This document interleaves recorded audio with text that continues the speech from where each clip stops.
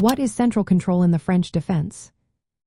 Imagine a game where controlling the center of the board feels like holding the key to victory.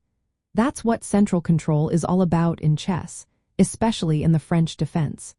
When you see the French defense start with the moves pawn to e for and pawn to e6, followed by pawn to d for and pawn to d5, you're witnessing a battle over those very central squares. Black doesn't rush to occupy the center right away. Instead, Black sets up a solid pawn structure with pawns on e6 and d5, creating a kind of wall that challenges White's grip on the middle.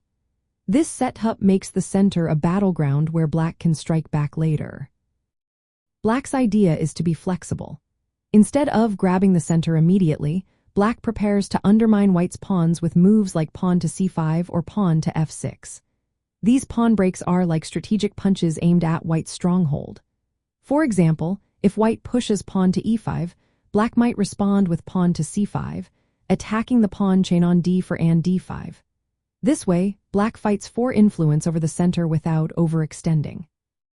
Piece placement also plays a big role.